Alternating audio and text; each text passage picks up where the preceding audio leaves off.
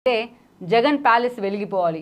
ఇది చూసినట్లయితే ఇది రిషికొండలో జగన్మోహన్ రెడ్డి గతంలో ఉన్న కాటేజీలను కూల్చి కొత్తగా కట్టిన బిల్డింగ్ ఇది. త్వరలోనే రోజా చేతుల మీదుగా కూడా ఓపెన్ కాబోతోంది. అది కూడా సీక్రెట్గా ఎందుకనేది మనం చెప్పుకుందాం. ఇక్కడ చూసినట్లయితే కొన్ని కామెంట్స్ ఉన్నాయి. రిషికొండపై పర్యాటకులకు మధురానుభూతిని మిగిల్చే టూరిజం కాటేజీలను కూల్చి కట్టిన ప్యాలెస్లు ఇవి. పేరుకే ఇవి టూరిజం ప్రాజెక్టు, కట్టుకున్నది జగన్ కోసమే, కట్టింది జనం ధనంతోనే. పూర్తి కాని పనులకు సెట్టింగ్లు వేసి బటన్ నొక్కుతున్న జగన్ 500 కోట్లతో నిర్మించిన ఈ భవనాలను ప్రారంభించే అవకాశాన్ని మాత్రం మంత్రి రోజాకి ఇచ్చారు. అది కూడా గుట్టుగా ఆమె ప్రారంభించబోతున్నారు గురువారం రోజున, ఎక్కడ ఎలాంటి నోటీసు కూడా లేకుండానే. యాక్చువల్గా రిషికొండ మీద జగన్మోహన్ రెడ్డి ఎంత సీరియస్గా ఫోకస్ పెట్టారని కూడా మనకు తెలిసిందే. ప్రత్యేకించి ఆయన ఎప్పుడైతే అమరావతిని పక్కన పెట్టి 3 రాజధానుల అంశం ప్రకటించారో అప్పటి నుంచి వైజాగ్ మీద ఫోకస్ పెట్టారు. వైజాగ్లో కూడా అత్యంత సుందరంగా ఎంతోమంది పర్యాటకులను ఆకర్షించే ప్రాంతం అయితే రిషికొండే. అలాంటి రిషికొండకు కూడా జగన్మోహన్ రెడ్డి గుండు కొట్టే ప్రయత్నం చేశారనేది మనకు తెలిసిందే.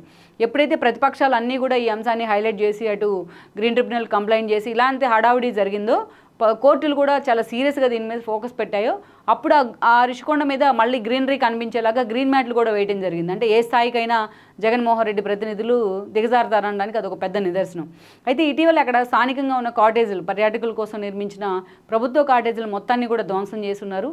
ఇక రేపో మాపో జగన్ అక్కడికి వైజాగ్ వెళ్తున్నారు, అక్కడ ఎగ్జిక్యూటివ్ క్యాపిటల్ కాబట్టి అంటూ కూడా అక్కడ పూర్తి స్థాయిలో ఒక 500 కోట్ల ప్రభుత్వ ధనాన్ని వెచ్చించి ఇది ప్యాలెస్ కట్టడం జరిగింది. ఇది జగన్మోహన్ రెడ్డి కోసమే, ఆయన కింద పనిచేసే అధికారుల కోసం కట్టున్నారు. బట్ ఒకవైపు చూస్తే ఎన్నికలు రాబోతున్నాయి. ఈ అంశాన్ని ఇప్పటికే ప్రతిపక్షాలు జనంలోకి తీసుకెళ్తున్నాయి. లోకేష్ లాంటి వాళ్ళు పదే ఈ అంశాన్ని హైలైట్ చేస్తూ వస్తున్నారు.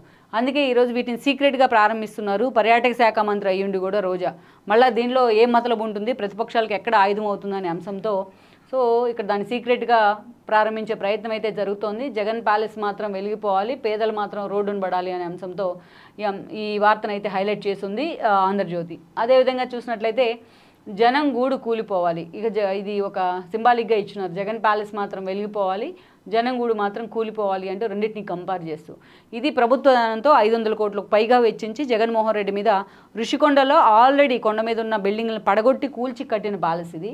ఇక్కడ చూసినట్లయితే జగన్మోహన్ రెడ్డి ఇల్లు ఇది, జగన్మోహన్ రెడ్డి పేదలకు కేటాయిస్తున్న ఇల్లు ఇవి.